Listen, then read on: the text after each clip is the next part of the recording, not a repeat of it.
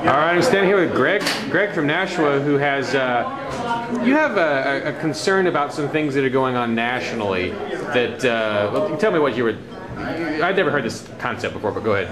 Oh, well, a lot of people recently in the libertarian area who have been reading up on the NDAA 2012, the act that kind of expands upon the Patriot Act that says the government is allowed to detain citizens without a trial for a very long time. Some people are in the know about this, but what isn't as widely known is another provision in that same act that puts a trade embargo on Iran. And if history repeats itself, there was a trade embargo on Iraq before we invaded them, before it became kind of out there that we're going to invade them. There was a setup, a preliminary setup to that invasion. And so if we were on the same timeline, we're probably going to go to war with Iran in 2013. And there was something else that you had indicated about I think it was about the NDA or the Iran situation that I had not thought of before. When there's something else too that was. Oh well, well the fact that I don't know exactly what you're talking about there, but the thing is, these things are kind of set up beforehand, and I guess. It's not. There's no media coverage on the NDAA, really. You know, mainstream, and then even this one provision with the embargo isn't really out there. And then the consequences of it are you have to really think through and follow history. And so this stuff is hidden out in the open. It really is hidden out in the open. If you go to Wikipedia, you can see the summary of this provision. And so you can kind of predict that, you know, buy oil. Oil prices are going to go up. You know, expect, you know, this to be a way to stop the inflation. This is connected to inflation. We force these countries to use the so-called American petrodollar. We force them to sell the barrels of oil in dollars. And that would be another indication. If Iran were trying to move away from the dollar, that would be an indication that they are getting closer to being killed. Yes, a couple of years ago there was a couple articles about basically Navy SEALs cutting the telecommunication wires to Iran for the internet.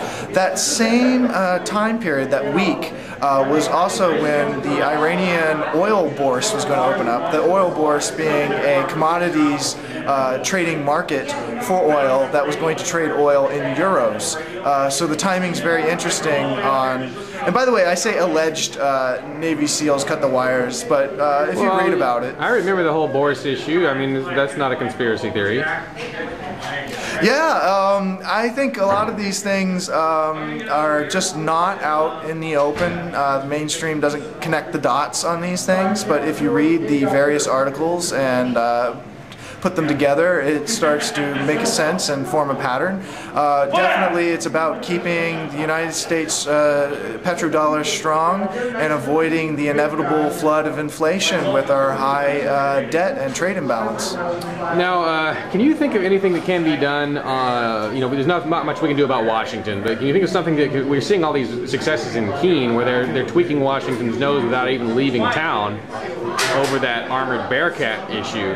Can you think of something that can be done at the local level at a town in you know, I say here in Nashua, to absolutely. deal with this? You know, one of my favorite state reps is Dan Itza, particularly because HCR 6, I believe, and this is kind of the language of that bill that he proposed to the New Hampshire State House was similar to the Virginia and Kentucky resolutions of Jefferson and Madison, trying to push for states' rights.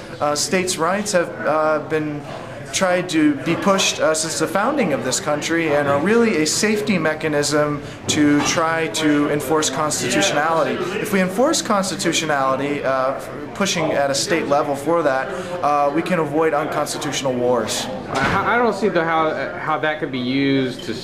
I mean, it's so much easier to use that to stop the state from going along with some federal mandate, but I can't see how that could be used to stop the state from, to stop Washington from going to war. Now, this is kind of in the theory area, what I'm about to say, and I'm not sure if it would legally be possible because I believe in working within legal frameworks.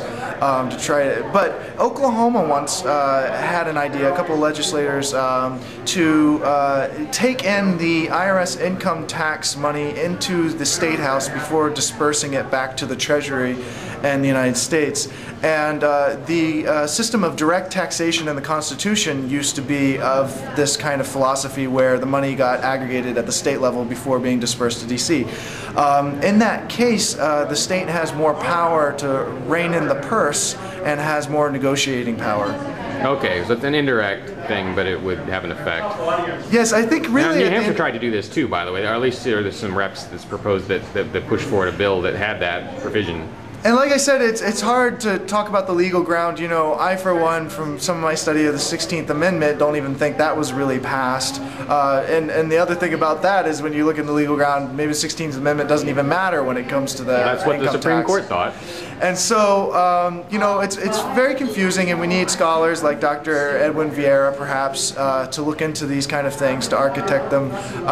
But, you know, we live in a day and age where a lot of people don't follow law at the Well, how can you? It's impossible. There's too many laws to follow.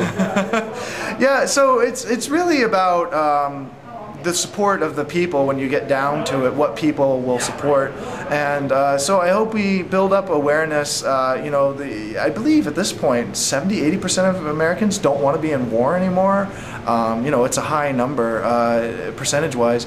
So it's really about getting together and talking with our neighbors. We're so disconnected at the TV level because they tell us what society thinks and what's normal, but they're totally out of bounds. They're totally abnormal. It's not what society thinks. You know, Newsweek is pushing war, Fox is pushing war, but it's not what we as Americans want at all. So I think the real solution is to talk amongst each other about solutions and believe that believe in our neighbors and not in this ghost of society that news networks like to make. All right, Greg from Nashua, thank you much.